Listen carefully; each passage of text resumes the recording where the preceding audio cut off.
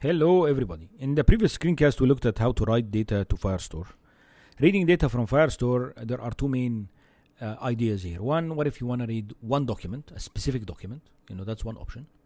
Or you want to read a list of documents. Let's say a list of documents from a query, you write a query to get them, or a list of documents in a collection. You just want to get all the documents in a collection, right? So I look back at the documentation and look at it, and you will see that there is this concept of a snapshot, all right? And that snapshot is, you can think of it as a data item or a group of data items.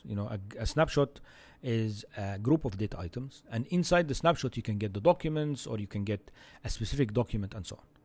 So basically, if you look at the code that is provided in the documentation, is that they are going to the DB collection, right? And this is the users collection, and getting all the documents. I'm not going to do this. I'm going to, so let's say, for example, in the previous example that we had a list of nodes, right? So these are the nodes. Here it is. Let me just clear up things a little bit, add some nodes. I remove the count. I don't need this count. And here it is. This is a test.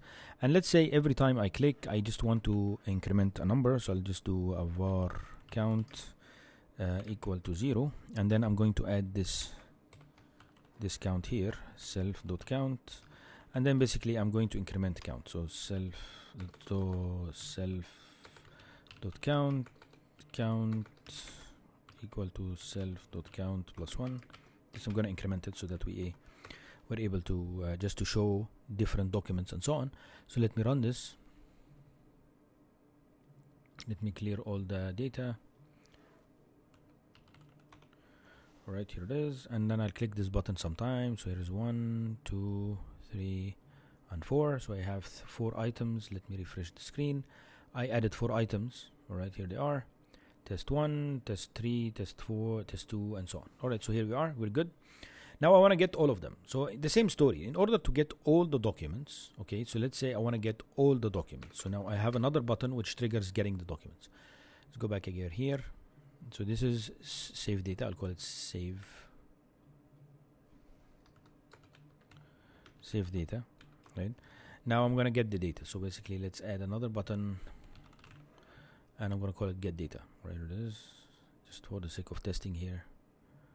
And let's just put a 16 between it and this one, add constraint, and then we add horizontal constraint, and we're good to go. And this is with get data. All right, here it is. Drag, and here it is. Get data clicked. All right, and then maybe this guy we can refactor just so that we can make sense here. And I'm going to call it, for example, save data, right? Save data clicked. Save data clicked. All right. So here it is. I have save data and click data. So now, in order to save data, same story. What we want to do is get data. Sorry, we're working on get data. Let's go back again to the home view controller. When we click that button, I want to get the data. So in order to get the data, I would like to do the following. I would like to get the database, same story. So I'm going to go in, do something like this. Here is the database. And then I'm going to go db.collection, and then it's called notes. And then here I will just do get documents, and with the completion handlers.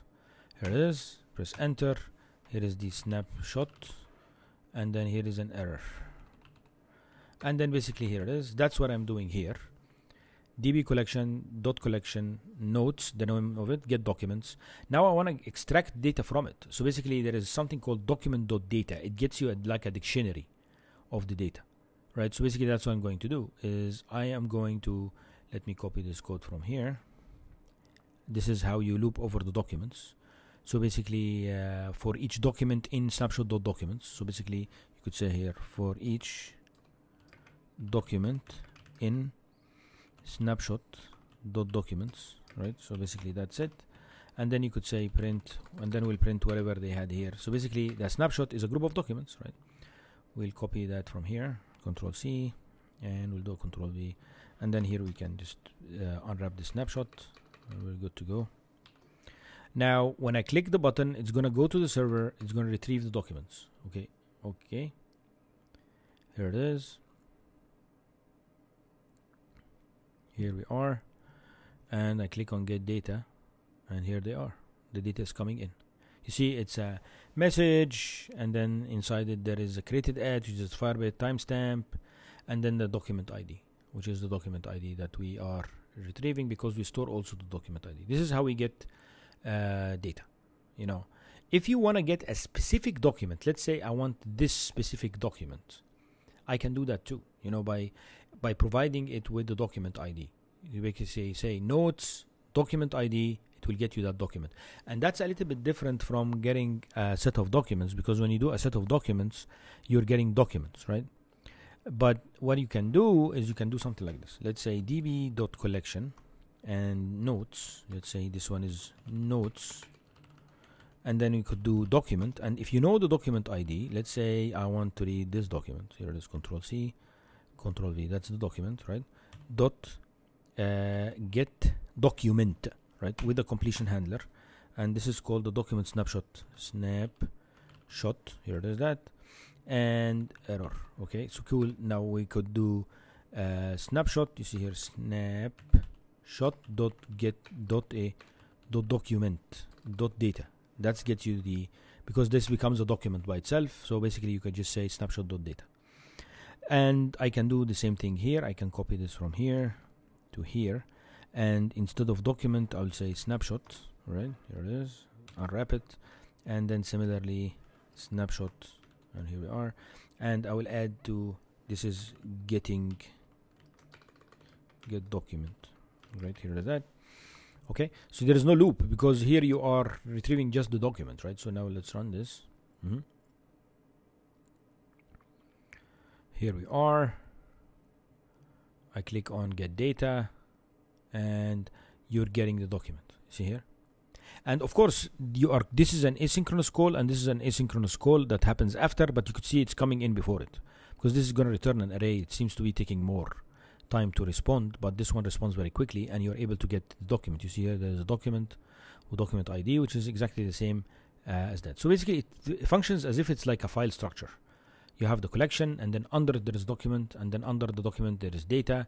You can also have collections under documents, which is something that we're going to look at in the assignments. Please let me know if you have any questions. Thank you.